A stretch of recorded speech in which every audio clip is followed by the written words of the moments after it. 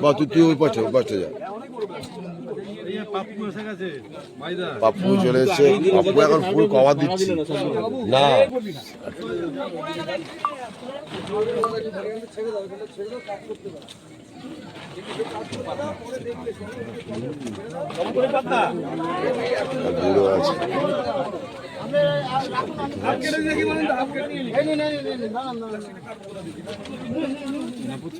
না না এখন একটু বয়েছে, মুখটা সামনে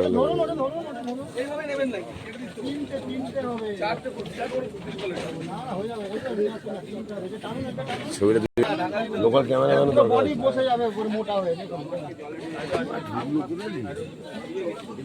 ওদিকটাও ঘেটা, ওদিকটাও ঘাটা আছে, এদিকটাও ঘাটা আছে।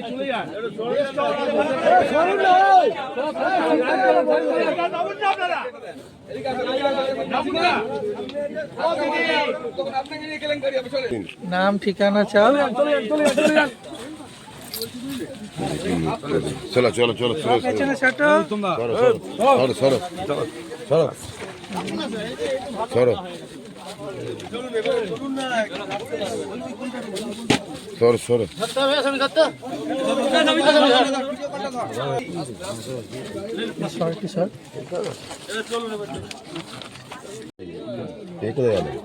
আমাদের এর মতন আছে না?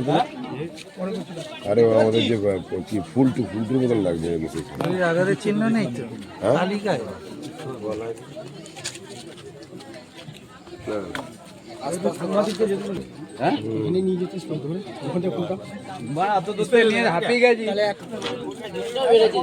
কেউ কি চিনতে পারছেন?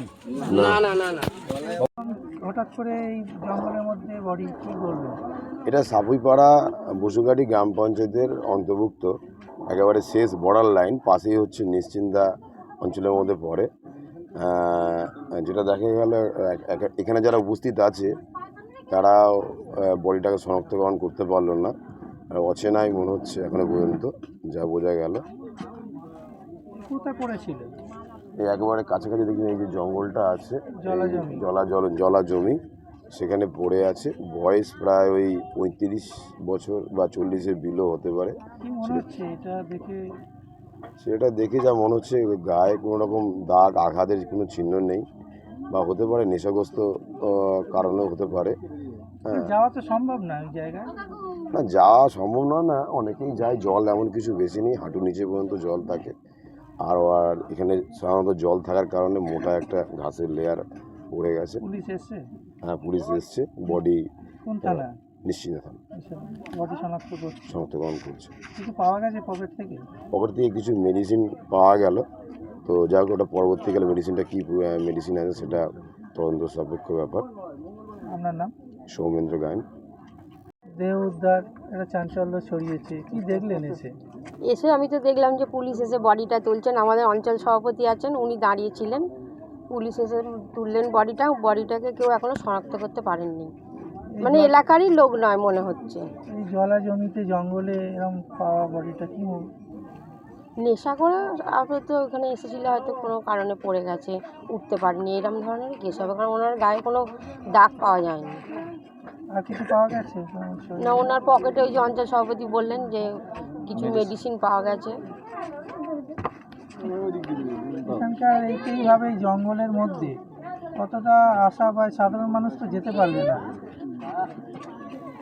নেশা করে সব তো এসেছেন, কি করে কিভাবে কি বলবো ওটা? না এরকম ঘটনা সামনে তো বিধানসভা ভোট, আপনার পার্টি এমন ঘটনা করলো, সবাই এই এলাকায় কতটা আতঙ্ক লাগছে আপনাদের? আতঙ্ক সেরকম কিছু না, এটা তো আমাদের এলাকারই মানুষ না। এখানে এত লোক জমায়েত হয়েছে, কেউ ওনাকে শনাক্ত করতে পারছেন না। কিন্তু আমাদের এলাকায় কোনো চাঞ্চল্য সরাবার কোনো প্রয়োজনই নেই, কিছু নেই। পুলিশ আসবেন, নিশ্চিন্ত থানার পুলিশ এসছে। আপনার নাম? আমার নাম মঞ্জু ঘরা।